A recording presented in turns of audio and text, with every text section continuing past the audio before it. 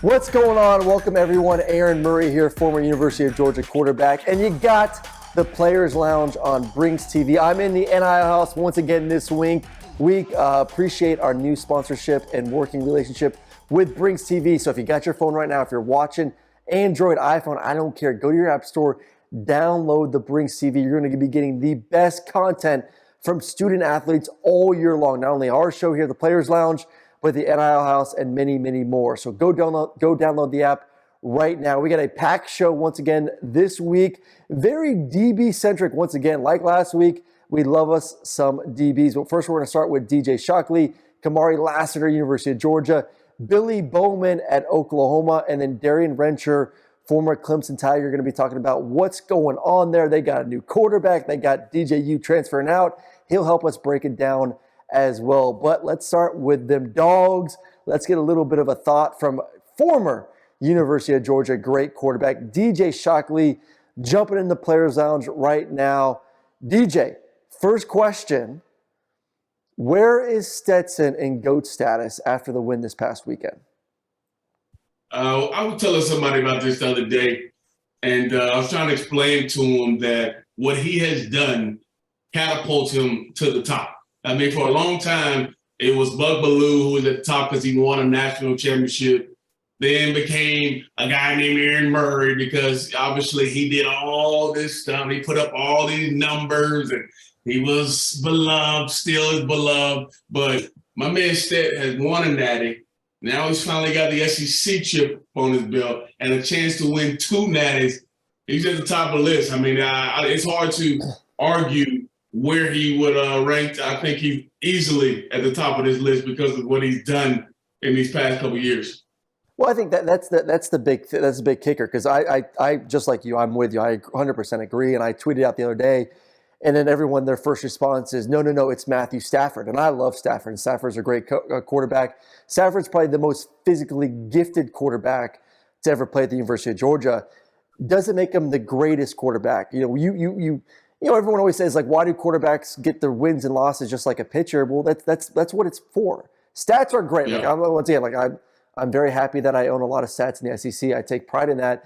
But I promise you right now, I would trade every stat I have and record I had for a national championship. I would rather much have some rings on my finger instead of the most touchdowns in SEC history. Stetson has that. That's our job. Our job is to win football games, and Stetson's done that better than anyone else at the University of Georgia when it comes to winning championships. But talent-wise, though, and I have a problem with this too. I feel like the narrative has been told. I think talent-wise, Stetson is more than talented enough, obviously, to win games at this level. I think Stetson's talented enough to make a roster spot at the next level. What are your thoughts on that?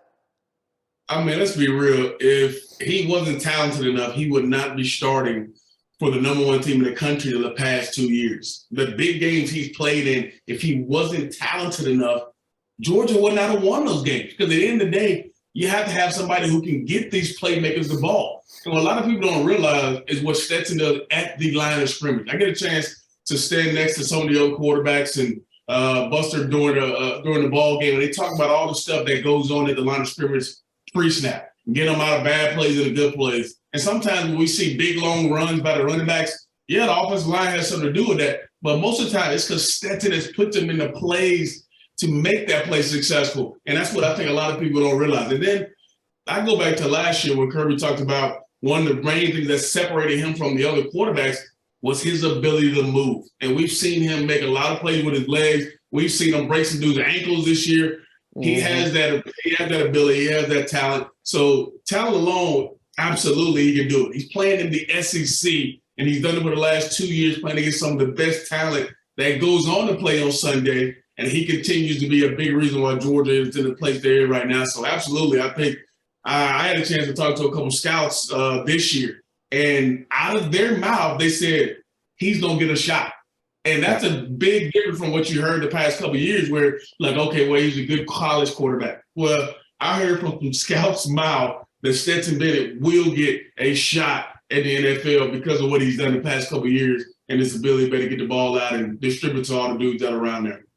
Well, you don't need to be 6'3", 6'4", 6'5". Like, I wish you and I played – or had an opportunity to play in this new era of the NFL and not being restricted and say, oh, you're not 6'3", 6'4", you're not going to get an opportunity. Not saying that wasn't the only thing why I didn't make it, but just saying it's a little bit easier nowadays if you're a little bit on the shorter side to make that roster spot. But he has plenty of arm strength. I think the mobility is such a key factor in today's game too, with how spread out it is, not only in college football, but the NFL. And then he's in a pro-style system, and I want to hit that with you too, because you're with these coaches week in and week out there on the sideline for Georgia. What Monken does is so unique, because you think of offenses, you think of explosive plays, and people always look at the stat line, they go to the receivers. And we're going to be playing a football team here at the end of the month in Ohio State that the offense runs through the quarterback and the receivers. Marvin Harrison Jr., if Jackson Smith and Jigba plays, those guys are going to get 8, 10 catches. They're going to get 100-plus yards, a couple of touchdowns. That's a stat line. Monken's offense runs through these tight ends. He runs through Kenny out of the backfield. Obviously, Ladd has played a big part. It's great to see AD back, but talk about from what you've seen, the uniqueness of this offense being able to be distributed the football through non-traditional, non-receiving, more the tight ends, more the running backs. Murray, we both have had the opportunity to be around some really smart dudes when it comes to offensive coordinators. Really smart guys who understand the game and know how to find matchups. Monken may be one of the best that I've been around at identifying those matchups and being able to create the play to get those guys open.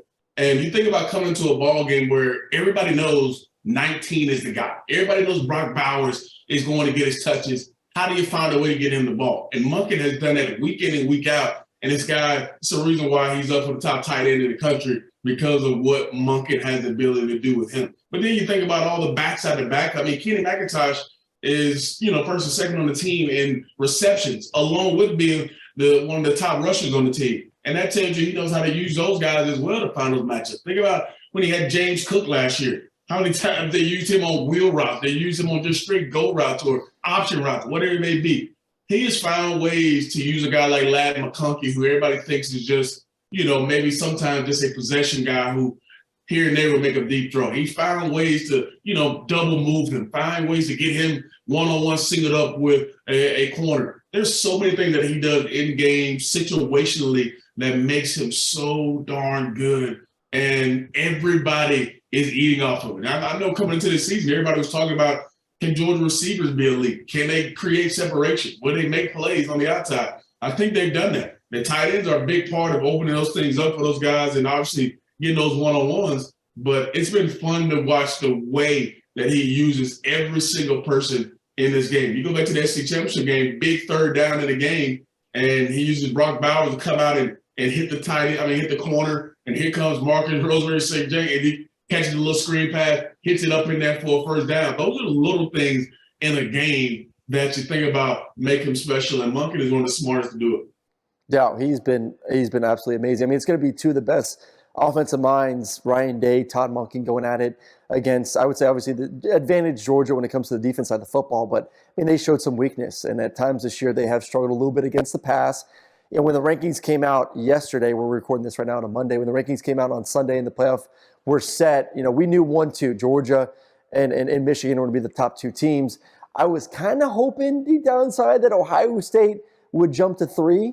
And just because I did not want to face the Ohio State in that passing offense, what are your thoughts on what that offense do and what we need to do better on the defense side of the football? I love the matchup, though. It's intriguing. I think since Kirby's gotten to Georgia, he has said from day one he wants to play the best. So I don't think he cares that it's Ohio State right out of the gate. I think he actually prefers it, to be honest. Think about how long you have till you get up to that game, 3.5, 4 weeks, whatever it is.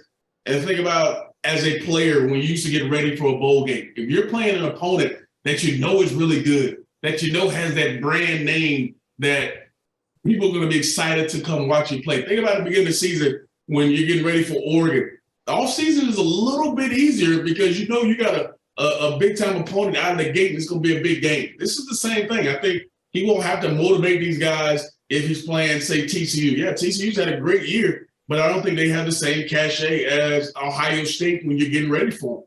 And you got 3.5 weeks to prepare for a team like this. So we know in Ryan Day and this offense with Stroud, who at one point was the Heisman front runner. They got Marvin Harrison Jr., who you see on every highlight every single week. And we just came off a game where LSU threw it all over the field. But I think one thing we do know is Kirby Smart, Les Schumann, Will Muschamp, they will be ready and prepared for that high-flying attack. That's going to be interesting. It's going to be fun to watch. They're going to make a bunch of plays in the game.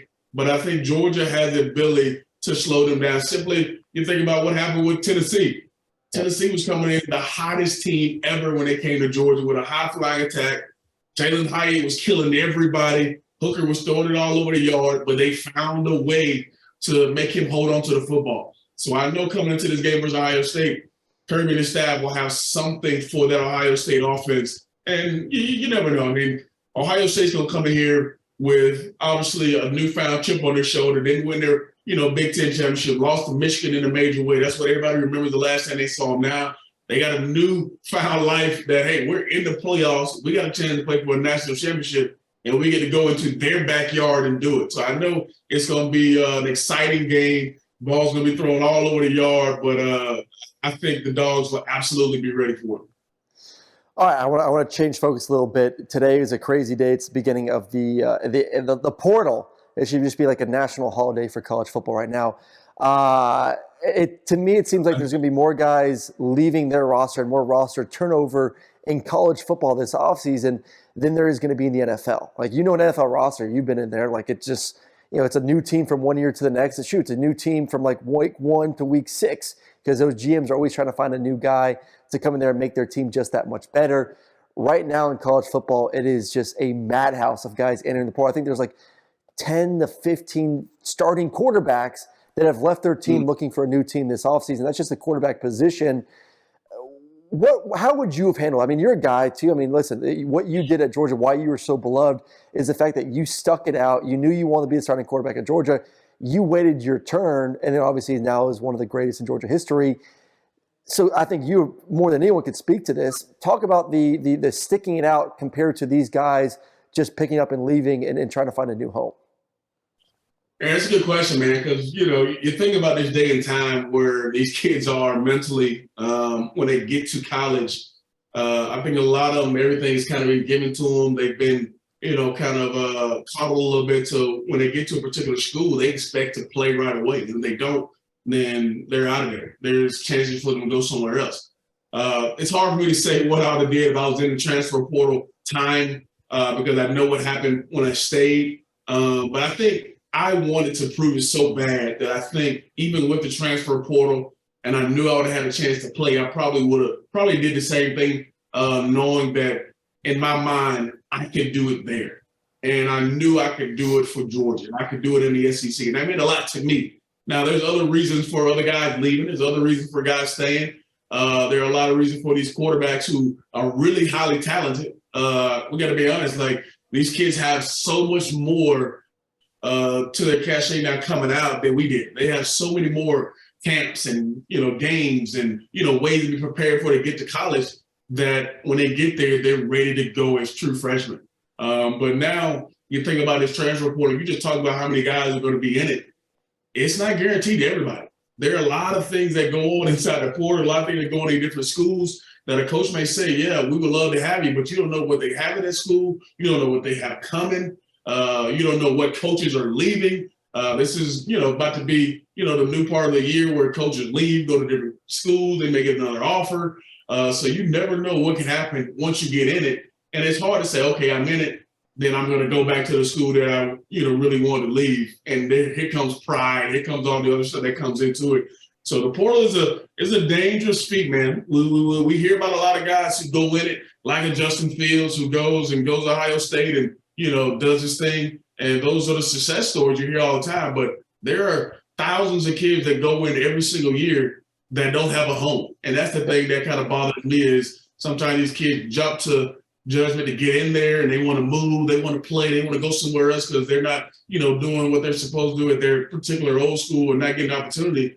And they end up, not being where they want to be at another school. And now they're stuck in the middle, not playing ball at all. So that's the tough part about it, man. The transfer portal is different now. There's a lot of things that go into it. I wish these kids all the best. And all I can tell them is make sure you have a place to go once you go in there. Make sure you've done all the research ahead of time before you make that huge decision to leave a place where you have a home, have a scholarship, have a chance to earn your degree to go somewhere else because you want to go play ball, which is absolutely important. But you got to make sure you have done all the research to put yourself in a position to go win wherever you're going. Yeah, it's tricky. I mean, I feel like I've talked to some people that know this space obviously a lot better and do the numbers. Like right around 50% of guys don't end up on a roster that hit the portal. So it is not always, like you said, a success story. I want to hit on one thing before I let you go. I see the Falcons helmet behind you as well. Primetime Deion, now the head coach at Colorado. I don't know if you ever overlapped with him or anything like that, but just your thoughts about what his potential is as the new head coach of Colorado, and then obviously his ability to recruit and rebuild that roster through the portal this offseason. And I think we know it as good as anybody else. Deion, even though he played the cornerback position, he's like us. He's a QB because as a QB, you have to make everybody around you better. And I'm not even just talking about players. He makes the stretch staff. He makes the equipment people. He makes the academic people. He makes everybody around him better by the way he goes about his business. And I think you think about whatever Deion's done in his entire life, he's been successful. Now, he's confident. He absolutely knows what it takes to bring the best players, and he has the resume. He's done it at the highest level. He's done it at, high school, college, pro. He's done it at every single level. So when you go into these kids' living room and he talks to these parents or he talks to these kids, he can relate to them a way that maybe other coaches can't. And we saw exactly what he did at Jackson State, how much attention he brought to that school off of just of his bravado, but then also they won. And I think that's because of how he made people feel around him, but he also knows the ingredients to make a player better, to make a team better, to make an environment better. So there's no doubt in my mind, I think he goes to Colorado and changes the culture there because of who he is. I just got a chance to actually just see his opening introduction to his team in Colorado. And it was I saw 7 minutes of it, and I was like, dang, I wish I was at Colorado playing for him. And that's what he's going to do from day one. When he gets there, he's going to infuse something really special in that program, and it's going to extend. He's going to, have those kids playing at a higher level because they're going to want to play for him. We played for coaches who we love and we would do anything for and run through a wall. And I think Deion is that exact same way. And that's why he's gotten his opportunity so soon, because you can see what he did at Jackson State, but you also can see the mindset, the ability to go make people better. And I think Colorado saw that as well. And they were genius to find a way to get him to Boulder, Colorado, to kind of transform that program. And I think, give him a couple of years to get the dudes that he wants in there, in that culture and that program at a high level. He's gonna be special to watch. And I guarantee you, a lot more people are gonna be paying a lot more attention to Boulder, Colorado now than they did in the past. Yeah, and not only just players and five-star guys that he's gonna be bringing in, but there's gonna be a lot more money coming into that program now that Deion's there to be out there hitting up those big time boosters. Like, hey, you want to win some football games? I'm your guy. Just give us some more money so we can get some upgrades there in the facility. Think about how many dudes just don't want to be around. How many boosters don't want to just get a piece of prime time? Like, that's going to be a big deal. He understands that, and he knows how to, kind of use that leverage by now. Yeah. All right. Well, DJ, man, I appreciate you jumping on. Great insight into Stetson, his future, the new GOAT of Georgia. You and I just took a step back. It's okay. We're still up there, DJ. We just took a little step back. We're here to help elevate our guys. We're both looking up at him now. Like we are both looking up. It is big shiny rings that he gets to wear. All right, man. That's DJ Shockley. Appreciate you, DJ.